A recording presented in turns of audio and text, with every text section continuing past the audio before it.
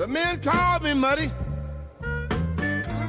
but the women called me election man.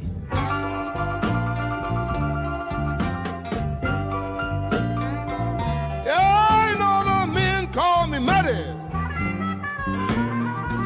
but the women called me election man.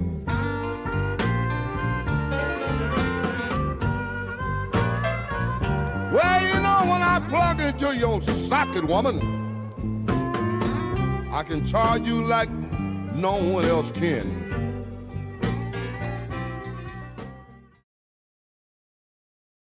My family had a store that was down the street from a place that sold books, and you walked in, the first thing you saw were Dr. Seuss books. So I developed this ability to rhyme and a sense of whimsy at a fairly early age.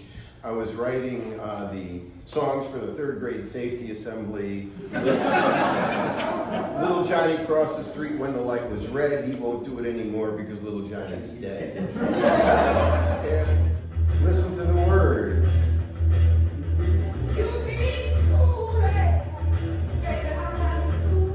A lot of swagger in this.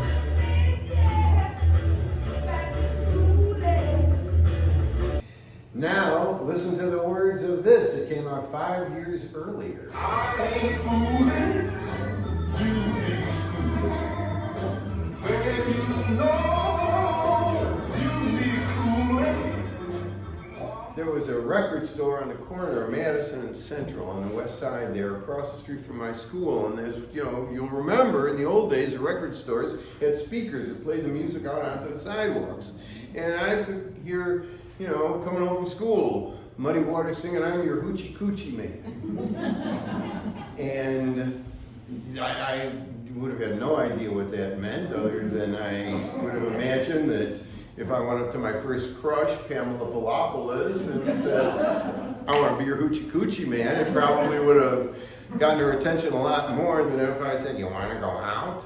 So, as we go on, how do you find something in yourself that says, you know, you matter, that you have something that's worth listening to, you have something on you that other people should want coming off onto them? And that is what the blues was able to do. It wasn't called the blues then. And like Elmore James said, when he came outside and he felt the drops, he didn't say it was raining. He said the sky is crying. And these are acts of resistance. The blues is the first voice to rise from the cotton fields in defiance of white supremacy. And I drive 225 miles to pick up Jim, Blind Jim Brewer, at Penn Station in New York. I double park on 8th Avenue. And you know, I got 5-6 weeks of work booked for, you know, these acoustic blues festivals with Blind Jim Brewer and George Thorogood.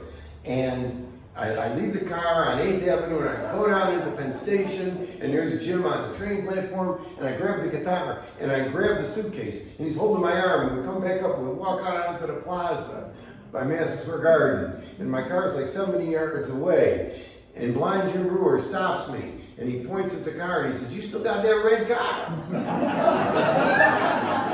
And what?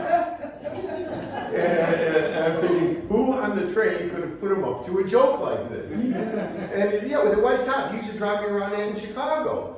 And I'm thinking, what? I thought you were blind. I got 1,000 Blind Jim Brewer posters in the back of the car.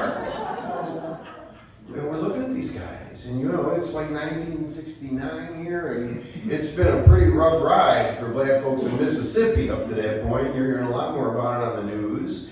And think about what was going on down there, and we're looking at these guys, we're thinking they made it out of Mississippi alive and brought us their music. So, you know, it mattered, it had weight. That was my license plate in California. And so I think I'll write a song called License to Sing the Blues. I got the cover art done, and BB will love it. So I write the song, BB Comes to Town. I borrow the best boombox I can from the advertising agency. We do this killer demo of the song. I go down to where he's playing. I talk my way backstage. The door opens, there's BB sitting there with a woman on each knee and his name in diamonds on rings. And he says, "You got 3 minutes." And so I put the boombox up there and I turn it on, and get my band. And the band comes in. He says, is this the one? And the first guy says, that's the one. And the second guy, is this the one I've been waiting for? He says, that's the one you've been waiting for. And he looks at me, he says, this is all right, man. And he turns to the next guy, says, is this the one? And the guy says, well, that's the one, BB, that's the one you've been looking for. And BB says, it sure is. And he looks at me and he says, I gotta have this. Where'd you get that box? And Muddy's looking at me and he kind of knows my face. He goes, hey, that's a familiar face. What are you doing so far from home? And I said, well, I'm living out here now. You know Jim Brewer? He goes, yeah, the blind guy. I go, He says, I said, well, I got this song and Jim Brewer wants you to hear it. He goes, all right. And he says, lay it on me. And he closes the dressing room door. I mean, this was not a big dressing room. It was like from here to there. But, you know, it was a dressing room. And he puts his champagne cup down. He puts his hands on his knees and lay it on me, boy. And I'm thinking, you know, where I am, who I'm with, what I'm doing. And I know there was a quiver in my voice, but I said, the men call me Muddy. Women call me Electric Man. When I plug into your socket, I'll charge you like no one else can. I don't know nothing about voltage or nothing about watts. But when I plug into you, girl, I'll make you awful hot. I charge it up in the daytime and I let it loose at night. And when I let it loose in you, girl, you'll glow just like a light. If that's a little subtle for you, you come up and see me afterwards, I'll explain it. So Muddy says, that's good shit, boy, write that down. The Stones came up. So there's Mick. You know, and it's 1978, and I'm looking at these guys, and I'm thinking, man, did they get old? After I wrote these first two songs for Muddy, every night when he'd finish up at Paul's Mall, 1 o'clock in the morning, we'd walk down the street to a place on Boylston called Ken's Pub. And we'd go in the back where it was dark, where people weren't going to bug him, and he'd sit down, sometimes with his girlfriend Katie, and he'd say to me, get the napkins, boy.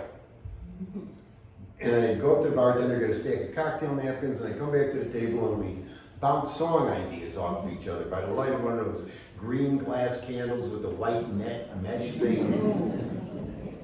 And I'd write them down, and we'd have a lot of laughs and sometimes come up with something. So we're at the bottom line, and he takes me aside and he says, this is like 2 years later after we started doing this, and he says, I'm doing an album with Johnny. You got them napkins? And I did, and on the napkins, I had written, my baby rode off with the bus driver and it just don't seem right. He was giving her rides in the daytime, now she gives him rides at night. Now she giving